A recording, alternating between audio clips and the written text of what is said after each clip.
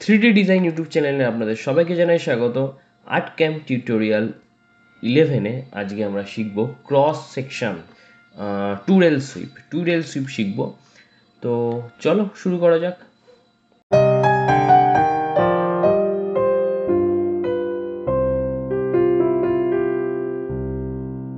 তো আজ আমরা যেটা শিখছি সেটার নামই হলো টু রেল। তো টু রেল কথাটার মধ্যেই আছে যে দুটো রেল, মানে দুটো আমাকে এখানে রেল লাইনের লাইন লাগবে, বা আমাদের আটকামের ভাষায় যাকে বলা যেতে পারে দুটো লাইন লাগবে। তো সবার ফার্স্টে আমি এখানে দুটো লাইন ড্রয়িং করে নিচ্ছি। তো এই হচ্ছে আমার দুটো লাইন। এইবার আমি টু রেল অপশানটায় যাব। তো টু রেল অপশানে এখানে সবার ফার্স্টে আছে ড্রাইভ রেলস, তারপরে আছে ক্রস সেকশনস, তারপরে আছে হাইট কন্ট্রোল, তারপরে তো আমরা রিলিফ কম্বাইন মোড এটা তো শেপ এডিটরে শিখেই নিয়েছি। তো আমার এখানে ড্রাইভ রেল, তো দুটো রেল এখানে সিলেক্ট করতে হবে। তো আর এইখানে দেখো একটা জিনিস আছে যে এই যে একটা অ্যারো চিহ্ন যাচ্ছে, আবার তলাতেও একটা অ্যারো চিহ্ন আছে। তো এটা কি সেটা আমি একটু পরেই দেখিয়ে দিচ্ছি। তো সবার ফার্স্টে আমাকে যে কোনো একটা রেলকে সিলেক্ট করতে হবে। তো করলাম। দেখো সিলেক্ট করার সঙ্গে সঙ্গে এখানে লিখে দিয়েছে এ, আর এখানে দেখো একটা অ্যারো। তার মানে এই যে দেখিয়েছে অ্যারো, সেইটা আমাদের একটা কমপ্লিট হলো। আর এইখানে দেখো গ্রিন টিক দিয়ে দিয়েছে, তার মানে একটা আমার সিলেক্ট হয়ে গেছে। সেকেন্ড আমি আর একটা সিলেক্ট করব, করে এটাকে আবার সিলেক্ট করে দেবো, ক্লিক করে দেবো। দেখো এখানেও টিক মেরে দিয়েছে, আর দেখো এখানেও অ্যারোটা এই সাইডে চলে এসেছে। যদি আমার এইখানে অ্যারোটা অপোজিট ডিরেকশন হতো, মানে দুটো একই মানে এইটা টুয়েলভ সুইপ করতে গেলে আমাকে এই যে অ্যারোটা সেম ডিরেকশনে থাকতে হবে। উল্টো ডিরেকশনে থাকলে, অপোজিট ডিরেকশনে থাকলে এখানে কিন্তু কোনো রকম কাজ হবে না, 3D হবে না। তো আমরা এইখান থেকে ইজিলি এটাকে ডিরেকশন চেঞ্জ করতে পারি, তার জন্যই লেখা আছে রিভার্স ডিরেকশন। তো আমরা যে কোনো একটাকেই করে নিলে হয়ে যাবে। তো আমি এখানে করে নিলাম। এর পরে আছে ক্রস সেকশনস। ক্রস সেকশনস মানেটা হলো আমার এই যে এইখান থেকে এই দুটো লাইনের মাঝখানে কোনো শেপ, কোন শেপটা হবে, তো সেটাকে এখানে ক্রস সেকশন, সেই সেই শেপটাকেই আমরা এই ক্রস সেকশন হিসাবে ধরবো। তো কি কি শেপ হবে, আমি এখানে অনেকগুলো শেপ করে রেখেছি।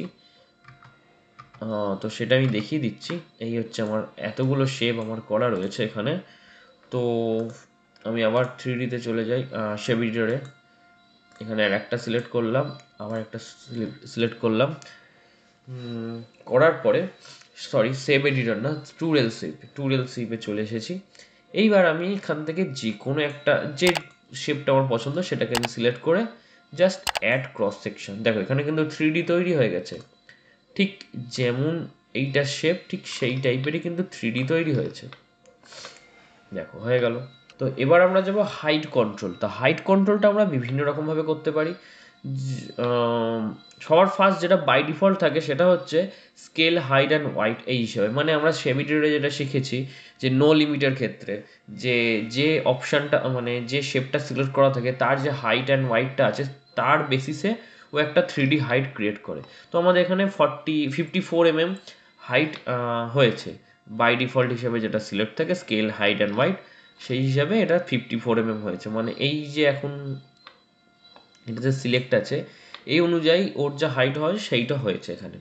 তো আমরা আর এক রকমভাবে করতে পারি। সেটা কীরকমভাবে, আমরা এটাকে আনচেক করে দেবো। না, আর আনচেক করে দিই। আনচেক করলে দেখো এখানে 48 mm হয়ে গেছে। 48 mmটা হয়েছে।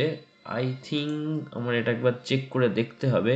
হ্যাঁ, এই যে 48 mm, যেটা যদি আমরা এটা আনচেক করি তখন কি হবে, যে শেপটা 3Dর জন্য করা হয়েছে, মানে ক্রস সেকশনে রয়েছে, তার যে হাইট সেই অনুযায়ী ওটা হয়ে যাবে যেই আমরা আনচেক করব।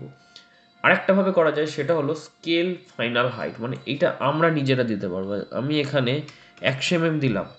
দেখো এখানে কিন্তু 100 mm চলে এসেছে, মানে আমি এখানে 100 mm হাইট দিয়েছি সেই অনুযায়ী।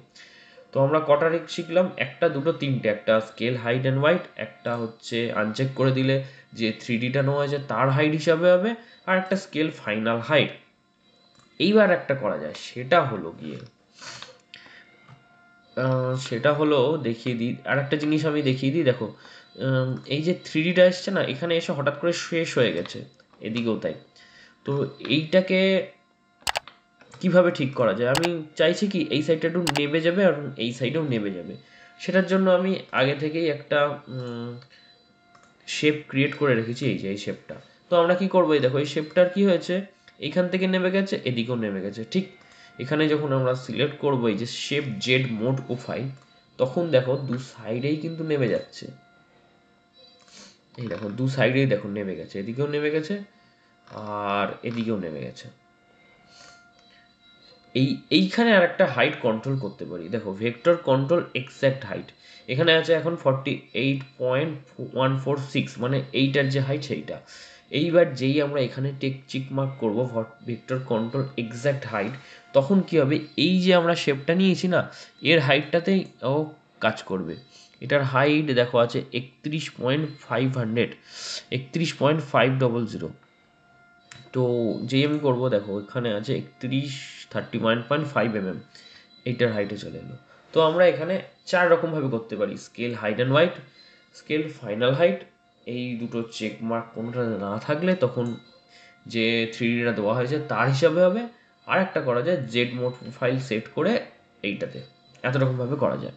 আর তারপর আছে রিলিফ কম্বাইন মোড, এর মধ্যে থেকে যেটা তোমার সুবিধা হবে কাজে লাগবে সেই অনুযায়ী নিয়ে নিতে হবে। তবে আমি সবসময় রেকমেন্ড করি মার্জ হাইটা করতে, বেশি অংশ টাইমে আমাদের যে কোনো ডিজাইনে মার্জ হাইটাই কাজে লাগে, তাই আমরা মার্জ হাইটাকেই সবসময় রেকমেন্ড করি।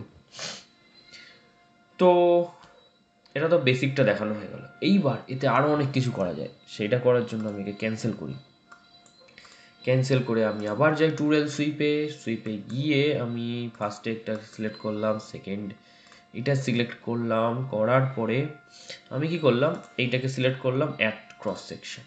এখানে কি আমরা একটাই নিতে পারি না, এখানে আমরা একাধিক নিতে পারি, সেটাই আমি এখন দেখাবো। দেখো এখানে একটা প্লেন রাউন্ড টাইপের একটা শেপ হয়েছে। এবার আমি কি করবো, দেখো এটা ডবল রাউন্ড, এটাকে আমি অ্যাড ক্রস করলাম, দেখো এখানে দেখো গোল হয়ে আস্তে আস্তে এখানে আবার ডবল হয়েছে। আমি আবার কি করব, সিঙ্গেল রাউন্ড নেবো, দেখো দুদিকে গোল, মাঝখানে এই শেপটা এসেছে। আবার আমি কি করব, আবার এই ডবল গোল নেবো, আবার একটা সিঙ্গেল গোল নেবো। দেখো এখানে কি হয়েছে, দু সাইডে মানে তিনটে ফার্স্ট মিডিল অ্যান্ড শেষে গিয়ে গোল হয়েছে, আর মাঝখানের দুটোতে এই ডবল গোলটা হয়েছে। এটা কিন্তু এখানে আমরা যতবার খুশি নিতে পারি। এইবার দেখো এইখানে প্রত্যেকটা দেখো 1 2 3 4 5, মানে আমরা পাঁচটাই নিয়েছি, এখানেও দেখো 1 2 3 4 5, এইগুলোকে না আমরা অ্যাডজাস্ট করতে পারি কিরকম ভাবে, এই যে ধরো দুইটা আমি চাইছি এই যে গোলটা, এই যে এখানটায় প্লেন আছে মানে গোলটা আছে, এটাকে আমি চাইছি এটা একটু সরে আসুক।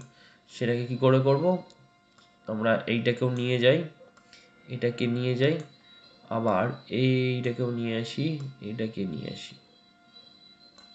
দেখো এইটা কি হয়েছে, বড় হয়ে গেছে, এইটা ছোট হয়ে গেছে। এইভাবে আমরা এটাকে কন্ট্রোল করতে পারি, অ্যাডজাস্ট করতে পারি।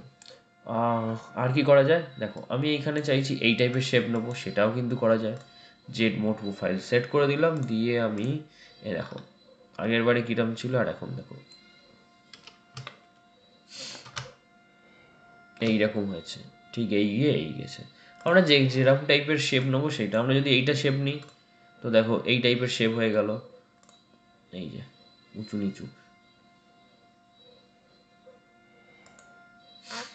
তো তো আমাদের টুরেল সুইপের এইটুকানি কাজ আছে, আর কোনো কাজ নেই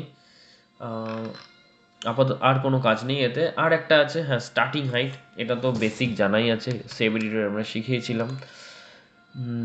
কোথায় গেল, হ্যাঁ এ দেখো জাস্ট বেসিক, আর কিছুই না। এটা 10 mm দিলে 10 mm স্টার্টিং হাইট, 20 mm দিলে 50 mm দিলে 50 mm। তো এইগুলোই করা যায়, এগুলোতে অনেক কিছুই করা যায়। তো এতে না আরেকটা জিনিস আমি এক্সাম্পলে দেখিয়ে দিই, একটা পাতা বানিয়ে দিচ্ছি, পাতার ডিজাইন। তো আমি এটাই করলাম, করে এটাকে আমি মিডিল নিয়ে আসি, মিডিল নিয়ে এসে এন প্রেস করে বি প্রেস করে এটাকে একটা এই শেপ দিই। এইবার আমি এটাকে রাইটে নিয়ে গিয়ে, সরি ভুল হয়ে গেল, এটাকে রাইটে নিয়ে যাওয়ার আগে এটাকে আমি একটু সরাবো, আর এটাকে এই করব। এইবার আমি এটাকে রাইটে নিয়ে যাই, গিয়ে আমি এখানে একটা পাতার শেপ তৈরি করছি। আমি বেশি অংশ ডিজাইনে এই পাতার শেপটাই করে থাকি। তো এইরকম একটা শেপ ক্রিয়েট করছি, এটাকে রাইটে নিয়ে যাই, জয়েন্ট করে দিই, জয়েন্ট করে দিলাম, কেটে দিলাম। এইবার এইটা দিই।